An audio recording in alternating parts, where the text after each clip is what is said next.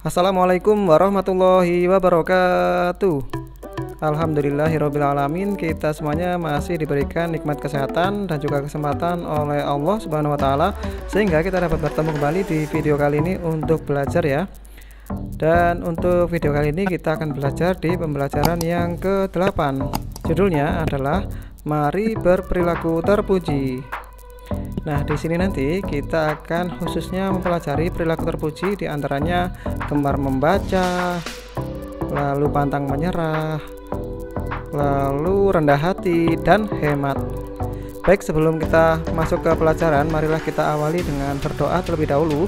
Semoga kita semuanya mendapatkan ilmu yang bermanfaat dan barokah. Amin ya robbal alamin. Bismillahirrahmanirrahim. Raditu billahi robba wa bil islami dina wa bi muhammadin nabiyya wa rasula. Rabbi zidni ilma warzuqni fahma waj'alni minas sholihin. Amin. Baik, langsung saja kita mulai pelajarannya ya. Yuk.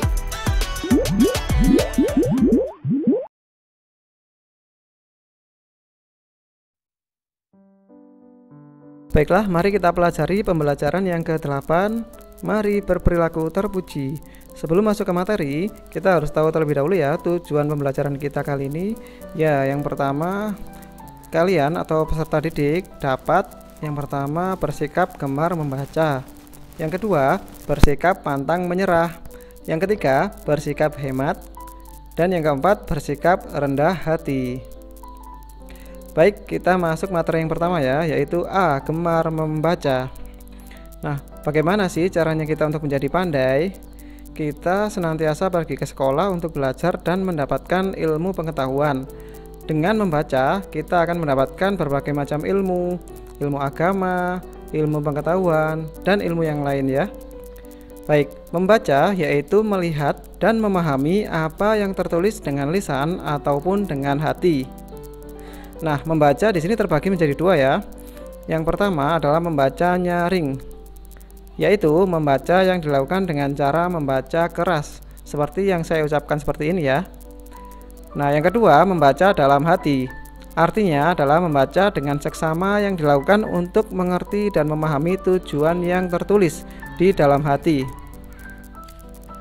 Baik, untuk membaca ini sesuai dengan perintah dari Allah Subhanahu wa Ta'ala di surat Al-Alaq ya, ayat yang pertama. Yuk kita baca bersama-sama.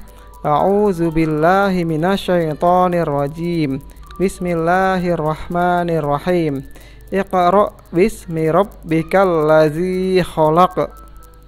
Artinya, bacalah dengan menyebut nama Tuhanmu yang menciptakan. Shadaqallahul azim. Nah, pada kalimat pertama dalam ayat tersebut berbunyi Iqra'. Itu kalimat perintah ya, yang artinya bacalah. Nah, makna kalimat itu bahwa Allah Subhanahu wa Ta'ala memerintahkan kepada semua hambanya untuk membaca atau gemar membaca. Nah, di sini apa sih manfaat gemar membaca? Yuk kita pelajari ya. Yang pertama, menjadikan kita pintar. Yang kedua, menambah pengetahuan dan informasi. Yang ketiga, memperbanyak ide-ide. Dan banyak lagi yang lainnya ya. Baik, jadi mulai sekarang yuk kita gemar membaca ya. Jangan malas membaca. Oke, sekarang masuk di materi yang B, yang kedua ya, yaitu pantang menyerah. Apa sih pantang menyerah itu? Ya, yaitu sikap bertahan untuk mencapai apa yang diinginkan walaupun menghadapi hambatan ataupun rintangan. Allah Subhanahu wa Ta'ala berfirman di dalam surat Ar-Ra'd ayat yang ke-11. Yuk dibaca bersama-sama ya. A'udzubillahi minasyaitonirrajim. Bismillahirrahmanirrahim. Innallaha la yughayyiru ma biqaumin hatta yughayyiru ma bi anfusihim. Shadaqallahul azim. Artinya, sesungguhnya Allah tidak merubah keadaan suatu kaum sehingga mereka merubah keadaan yang ada pada diri mereka sendiri. Shadaqallahul azim. Baik, jadi seorang anak yang pantang menyerah itu tidak mudah putus asa dalam menghadapi kesulitan ataupun rintangan. Semua akan dihadapinya dengan sabar dan penuh keyakinan. Baik, lalu bagaimana sih ciri-ciri ataupun perbuatan anak-anak atau orang-orang yang pantang menyerah? Baik, di sini beberapa contohnya, ciri-cirinya yaitu yang pertama, bekerja keras disertai niat yang sungguh-sungguh untuk meraih yang dicita-citakan. Yang kedua, memiliki kemampuan untuk bersyukur kepada Allah Subhanahu wa taala jika mendapatkan kesuksesan, kebahagiaan maupun rezeki. Yang ketiga, bersabar jika mendapatkan kegagalan ataupun kesedihan. Yang keempat, bekerja keras disertai niat yang sungguh-sungguh. Insya Allah apa yang diinginkan pasti tercapai dengan izin Allah. Nah, jadi Islam mengajarkan kita untuk selalu semangat ya, tidak boleh mudah menyerah. Bayangkan mereka di tempat lain yang sangat susah ketika ke sekolah harus menyeberangi jembatan yang hanya satu tali. Nah, bagaimana perasaan kita? Masa kita kalah dengan mereka ya? Mereka aja tetap bersemangat, nah kita harus lebih bersemangat lagi. Hidup di dunia ini adalah perjuangan. Hidup di dunia tidak untuk bersenang-senang ya, selalu untuk berjuang dan bersemangat untuk meraih kasih sayang Allah Subhanahu wa taala.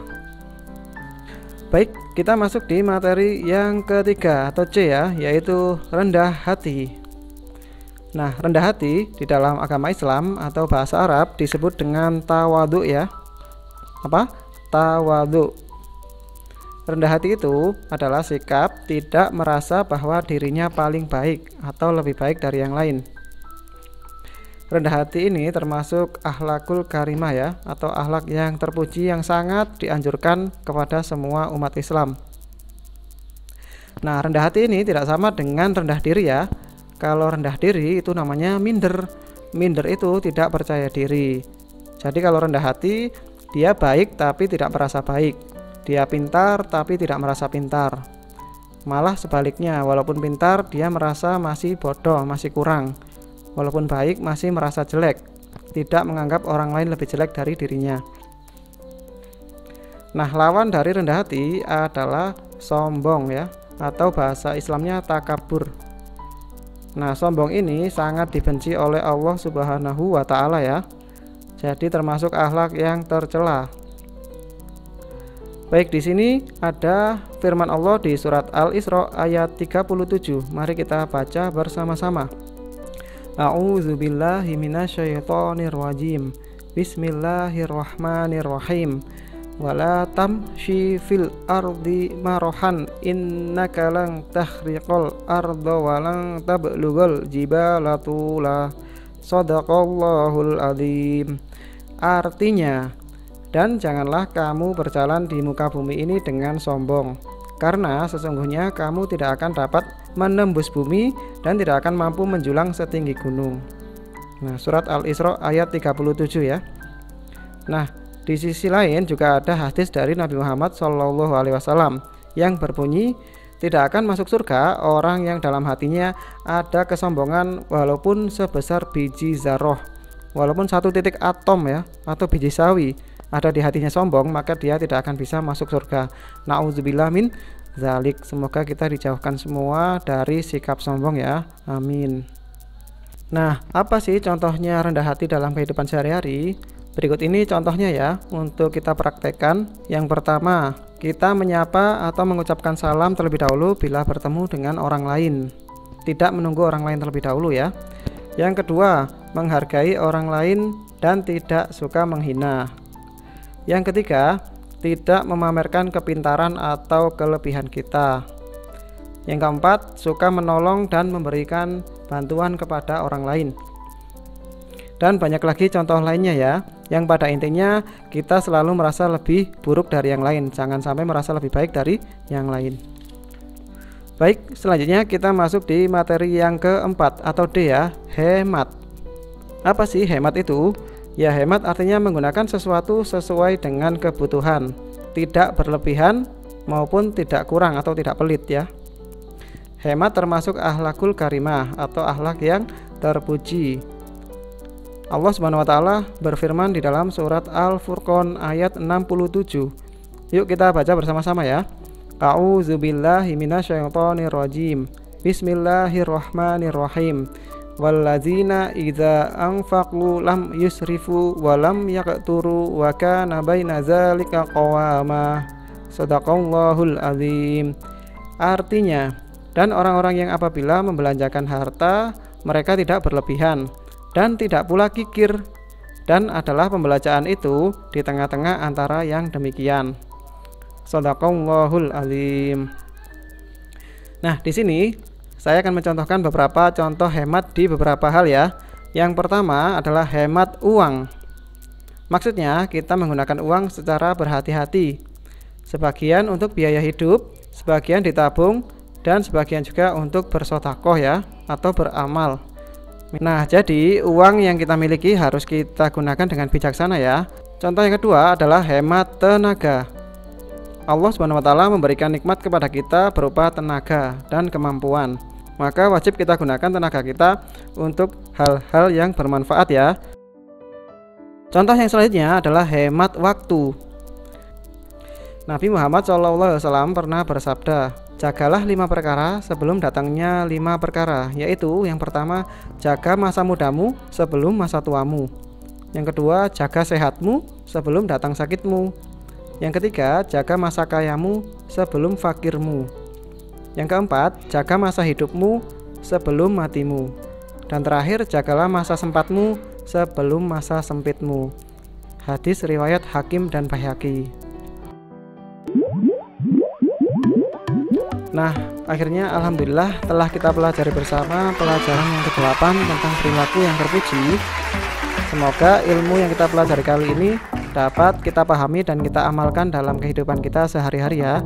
Amin ya robbal alamin. Baik, marilah kita tutup pelajaran kita kali ini dengan membaca hamdalah bersama-sama ya. Alhamdulillahirabbil alamin. Baik, terima kasih banyak atas segala perhatiannya dan wassalamualaikum warahmatullahi wabarakatuh.